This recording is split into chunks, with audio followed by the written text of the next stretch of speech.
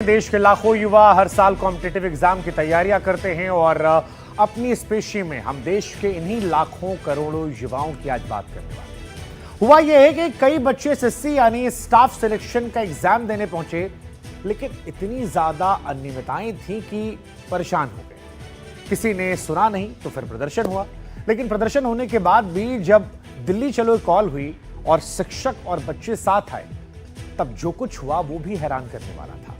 लगातार इन छात्रों ने अपनी आवाज उठाई। संस्था ने पहले कुछ किया नहीं, फिर छात्रों ने तय किया आइए मिलकर आवाज उठाए, मंच दिया जाए। लेकिन जब मंच लेकर वो आगे पहुंचे तब वहां विरोध हुआ। शिक्षकों को हिरासत में लिया गया, कई जगह पर बदतमीजी की खबरें भी निकलकर सामने आई और जो कुछ हुआ वो परेशान करने वाला था, क्योंकि इस देश का शिक्षक और छात्र अगर दोनों एक साथ सड़क उतरता है तो यह समाज के लिए भी परेशानी की बात है।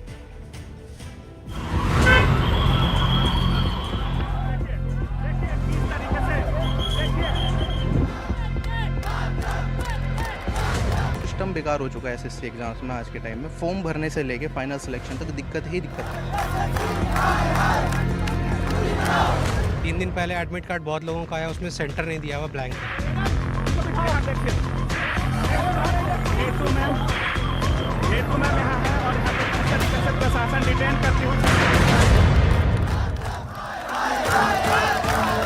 सड़कों पर छिड़े इस संग्राम को क्या नाम दें, कैसे परिभाषित करें?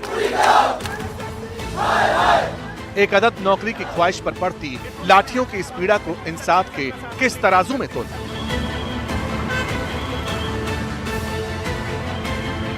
सपने जब टूटते हैं तो आवाज नहीं आती, लेकिन जब धैर्य टूटता है तो गुस्से का गुबार उठता है। पुलिस ने लाठीचार्ज की है, सर का हाथ टूट गया। इस देश में ना कुछ बचा नहीं है, ना महिलाएं देख रहे हैं, ना लड़की, ना बहन बेटी, सब कुछ सब तार तार कर दिया इन लोगों ने। एसएससी का पेपर ट्रांसपेरेंट चाहिए। माउस काम नहीं कर रहा है। बहुत सारी यहाँ पर गलतियाँ हो रही हैं पेपर में। सिस्टम बंद हो गया और मेरा 5-6 मिनट वेस्ट हुआ। कंपनी ब्लैकलिस्टेड है, उस पर आप ट्रस्ट कैसे कर सकते हैं? सिस्टम पर एसएससी एग्जाम में अनियमितता बरतने के इल्जाम लगे। स्टूडेंट्स की सालों की मेहनत पर निराशा का ग्रहण लगा। सब्र टूटा। सपने सिस्टम की लापरवाही के बोझ में दबकर जब टूटने लगे तो स्टूडेंट्स और टीचर्स का धैर्य टूट गया। देश के अलग अलग हिस्सों से स्टूडेंट्स टीचर्स दिल्ली पहुंचे, धरने पर बैठे, विरोध के अंगारे उठे। पुलिस ने लाठी उठा ली, छात्रों को दौड़ाकर पीटा, टीचर्स का कॉलर खींचा। लेकिन सवाल है क्यों? आखिर क्यों ये नौबत आई, किसकी वजह से आई? पूरा सिस्टम बेकार हो चुका है एसएससी एग्जाम्स में। आज के टाइम में फॉर्म भरने से लेके फाइनल सिलेक्शन तक दिक्कत ही दिक्कत है। पिछले साल सीजीएल के 36 लाख फॉर्म डले थे, इस बार सिर्फ 28 लाख डल पाए। क्यों डल पाए?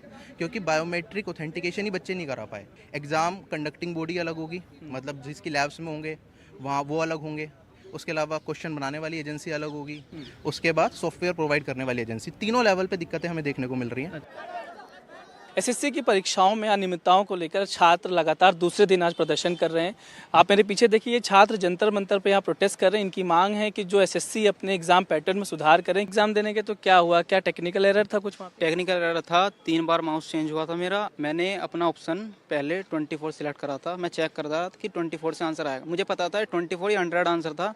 मैंने सिलेक्ट करा, फिर मैं 100 पे गया, मेरा 100 से आंसर आया। मैंने क्लिक करा, वो क्लिक ही नहीं हो रहा। सर एक दिन के पहले आ रहा है एडमिट कार्ड। हम 500 किलोमीटर दूर, कहाँ सेंटर है, कहाँ पे एग्जाम दें, कैसे जाए वहाँ पे? काम कैसे जाए वहाँ पे? सर मेरा 28 को पेपर था देहरादून में, बट सर मेरा एडमिट कार्ड बिल्कुल खाली आया था। जो सेंटर का भी नहीं पता था। सेंटर का भी नहीं पता था। अब लास्ट मोमेंट पे अगर हमें बताओगे सेंटर, हम कैसे मैनेज करेंगे? स्टाफ सिलेक्शन कमीशन के एग्जाम में बरती गई अनियमितता का वृत्तांत स्टूडेंट्स की जुबान पर था। शिकायतों के बाद सिस्टम नहीं जागा तो स्टूडेंट क्रांति का आगाज हुआ। प्रतियोगिता परीक्षा की तैयारी कराने वाले टीचर्स ने दिल्ली चलो का नारा दिया। डीओपीटी यानी department of personal and training के दफ्तर के बाहर स्टूडेंट्स और टीचर्स जमा हुए। स्टूडेंट्स और टीचर्स को पुलिस ने डिटेन किया। जंतर मंतर पर 100 से ज्यादा छात्र और टीचर्स पहुंच गए। मांग सिर्फ इतनी कि डिटेन किए गए लोगों को छोड़ दिया जाए। पेपर की बात तो बाद में करेंगे। आप लोगों ने आज ये पट्टी क्यों बांधी है? क्या पट्टी इसलिए बांधी कि कल हमारे टीचर ने हमारे लिए मतलब प्रोटेस्ट किया, तो उनके ऊपर लाठीचार्ज गई, उनके ऊपर लाठीचार्ज किया, हाथ तोड़ दी गई उनको। नीतू मैम है, उनके साथ कितना बुरा बिहेवियर किया गया है।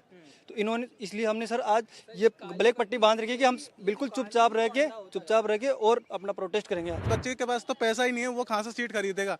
पैसे वालों के पास पैसे है तो उनके पास तो जाते नहीं है लोग बाग, उनसे तो कुछ कहते नहीं है। गरीब बच्चों को हर जगह से दबाया जा रहा है और वो आते हैं तो यहाँ पे टीचरों के साथ बहुत बुरा इतना बुरा हुआ है। मैं इसलिए जयपुर से आज आया हूँ, सुबह 3 बजे का चल रहा हूँ, आज अभी 3 बजने जा रहा है, मैं सुबह 3 बजे से चल रहा हूँ और बहुत बुरा टीचरों के साथ इतना बुरा। मेरे संजीव सर के हाथ तोड़ दिया। ये कोई तरीका थोड़ी ना होता है। एसएससी की आवाज़ उठा रहे हैं, एजुकेशन के लिए तो आवाज़ उठा रहे हैं। एजुकेशन क्यों, देश को बढ़ाने के लिए एजुकेशन होती है और ये इसी चीज़ को दबाना चाह रहे हैं। क्यों दबाना चाह रहे हैं इसको?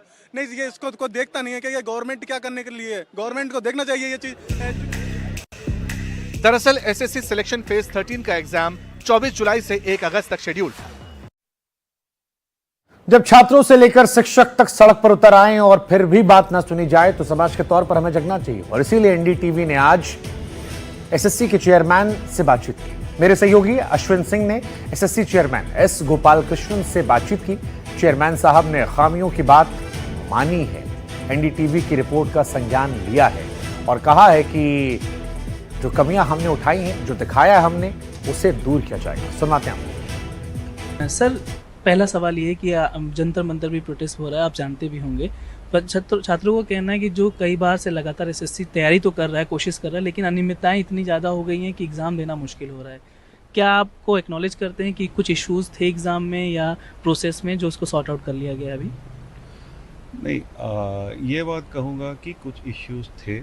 इश्यूज़ के बारे में हमें ईमेल्स आ रहे हैं, लेटर्स आ रहे हैं, कई लोग जाके मिल के भी रहे हैं, लेकिन मेरा यही कहना है कि टेस्ट करने के लिए हम एग्ज़ाम कंडक्टिंग एजेंसी सेलेक्ट करते हैं।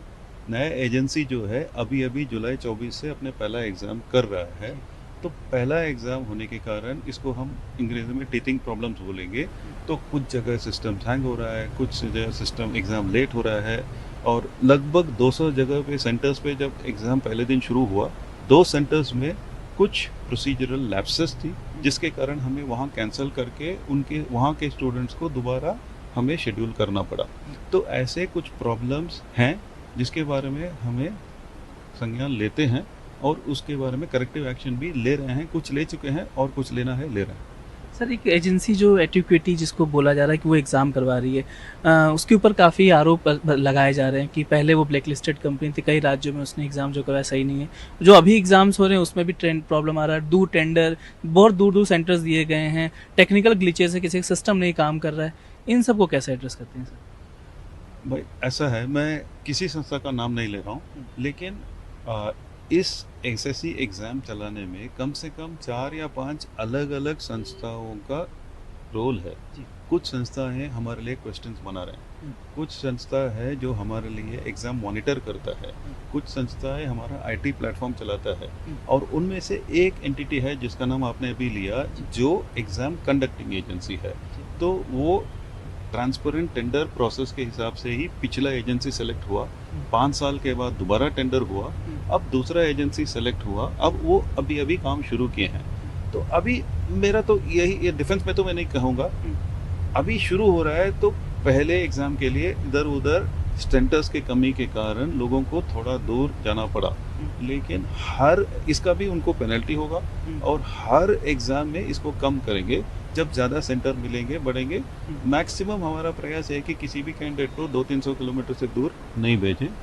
हमें आइडिया है कि वहाँ तक पहुँचने का प्लान में है।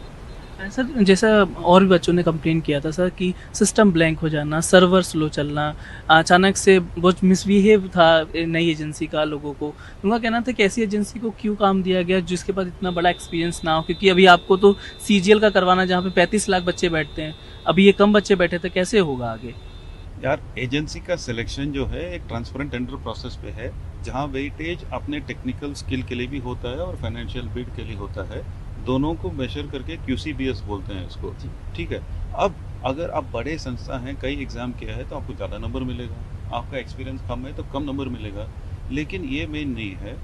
पूरा एक strong technical committee IT ministry के एजेंसीज के थ्रू कि इनका प्लेटफॉर्म कैसा है, इसको बाहर से, मैं तो यही कह रहा हूँ, आजकल एग्ज़ाम में चोरी जो है ज़्यादातर टेक्निकल बात है। आप जाके कंप्यूटर सेंटर पे एग्ज़ाम लिख रहे हैं, हो सकता है कि कोई बाहर से अगर सेंटर वाला चोरी करें तो बाहर से कोई आपका कंप्यूटर का कंट्रोल ले सकता है, आपके मशीन में इंटरनेट चला सकते हैं। तो वैसे ही पूरा हम technical approval of the software लेके ही हम करते हैं। तो टेक्निकल और फाइनेंशियल बेसिस पे ही ये चुन गया। और दूसरी अच्छी बात यह है कि एक भारत संस्था का सरकार एक और IT मिनिस्ट्री का संस्था है CDAC इसमें पहली बार इस जुलाई से हमारे साथ जुड़े हैं। तो उनका नेटवर्क बॉक्स है, वो पता लगेगा कि भाई यहाँ एक सेंटर है, यहाँ 200 मशीन है, यहाँ इस मशीन में ये प्रॉब्लम हो रहा है, उस मशीन में वो प्रॉब्लम हो रहा है, वहाँ किसी से माउस एक्स्ट्रा डाल रहा है, किसी से दूसरा HDMI केबल डाल रहा है, बाहर से कोई अटैक कर रहा है। वो सब हमेशा हर एग्ज़ाम में हो रहा है, टैकल कर रहे हैं। और जहाँ भी हर एग्ज़ाम के बाद इस डेटा को एनालाइज करके आपके मशीन में कोई बाहर से आपको हेल्प किया है, हमारा प्रयास यह है और ये भी करते रहे हैं कि इसको एस्टेब्लिश करके उस कैंडिडेट को निकालते हैं। तो ये कोई गारंटी नहीं कि कोई आपका बाहर आपने किसी कैंडिडेट ने किसी को पैसा देके बाहर से कोई अपना कंप्यूटर को हैक करके आपका एग्ज़ाम लिखता है। तो मेरे ख्याल से चांसेस ज़्यादा है कि हम उसको पकड़ेंगे और उस कैंडिडेट को नौकरी नहीं देंगे। इस एग्ज़ाम में जो इतनी कमियां निकली है सर, अभी तक बच्चे प्रोटेस्ट कर रहे हैं, क्या इसका भविष्य एग्ज़ाम को लेकर? आप क्या लगता है कि सब कुछ सही है, या आपको लगता है कि अगर कुछ प्रॉब्लम्स बढ़ते हैं तो आगे चल के कोई हार्ड स्टेप भी ले सकते हैं आप? यार हार्ड स्टेप सॉफ्ट स्टेप जो भी हो, कैंडिडेट को एग्ज़ाम लिखने में दुविधा कुछ होना नहीं चाहिए। सबसे नज़दीक सेंटर मिलना चाहिए, सेंटर में हेराफेरी कुछ होना नहीं चाहिए, टेक्निकली कोई ग्लिच होना नहीं चाहिए, शांतिपूर्ण माइंड से कैंडिडेट लिखना चाहिए और एग्ज़ाम फेयर होना चाहिए। इसको करने के लिए कुछ भी स्टेप लेना है वो SSC का जिम्मेदारी है उसको करना। तो आपने जो स्टेप्स बताए सर, उस वाली स्टेप्स में इस बार तो फेल कहीं ना कहीं नज़र आया, क्योंकि इसलिए बच्चे ग्राउंड पे आज ज़मीन पे बैठ रहे हुए हैं, धरना प्रदर्शन कर रहे हैं। नहीं, मैं यही कह रहा हूँ, स्टेप्स की बात कर रहे हैं तो ये फर्स्ट स्टेप्स है। एजेंसी का काम अभी, नए एजेंसी का काम अभी शुरू हुआ है। सारे के लिए अपना सर्विस लेवल एग्रीमेंट है, टेंडर के हिसाब से क्या करना है, कैसा करना है। कोई भी कमी हो उनके ऊपर एक्शन होगा और अल्टीमेटली उनको डिलीवर करना ही है और कोई रास्ता नहीं है। बस आखिरी सवाल, क्या अभी तक कोई बातचीत आपकी एजेंसी से हुई सर? जो इतने टेक्निकल एरर्स आ रहे हैं, क्या कोई स्टेप लिया गया इस कंपनी के खिलाफ भी अभी तक, या आपको लगता है कि सुधार आने वाले दिनों में कैसे हो पाएगा इसमें? नहीं यार, ऐसा एक पूरा टेस्ट ही अभी पिछले एक हफ्ते पहले शुरू हुआ है। हर रोज, हर दिन, हर घंटे ये जो मैंने कई सारे संस्थाएं बताया, सबके साथ हमेशा बातचीत हो रहा है और थोड़ा थोड़ा स्टेप्स कई ले चुके हैं। मेरा कहना यह है कि आज कम हैंग हो रहा है, अब कम अटैक हो रहा है, लेकिन इसको टोटली टैकल करने के लिए स्टेप्स लिए जाएंगे। SSC चेयरमैन को आप सुन रहे थे। हालांकि हम तो यही कहेंगे कि जमाना कितना भी नया हो जाए, लेकिन कुछ चीजें ऐसी हैं जिनका क्रेज कभी खत्म नहीं होता। हिंदुस्तान बिजनेस प्रधान देश नहीं है। यहाँ अभी भी लोग नौकरी लगने को अपनी सबसे बड़ी अचीवमेंट मानते हैं। जब कोई बच्चा कामयाब होता है, नौकरी पर जाता है, पहला उससे अपॉइंटमेंट लेटर मिलता है, तो फिर माता पिता का जो सीना है वो गर्व से चौड़ा हो जाता है। गली मोहल्ले से लेकर रिश्तेदारों तक को बातें बताते हैं कि देखिए भाई साहब, हमारा बेटा जो है कामयाब हो गया है। और ये सब कुछ इसलिए क्योंकि हमारे देश में नौकरी और खास तौर पर सरकारी नौकरी का मिल जाना एक व्यक्ति, एक पुरुष के कामयाब होने का एक तरीके से पैमाना बना दिया लोगों ने। हालांकि ये बदल रहा है, लेकिन आज भी इसी के आधार पर उसकी शादी होती है, समाज में उसका रुतबा तय होता है, उसका स्टेटस बनता है। इसलिए युवाओं की तकलीफों पर ध्यान दिया जाना चाहिए। और अच्छी बात है कि युवाओं की समस्या पर SSC चेयरमैन ने ध्यान दिया, कमी दूर करने का आश्वासन दिया। वैसे भी किसी ने कहा है, जिस ओर जवानी चलती उस ओर जमाना चलता है। हमारी कोशिश थी कि उन बच्चों को, उन शख्सों की आवाज को पहुंचाया जाए और SSC चेयरमैन तक हमने पहुंचाया।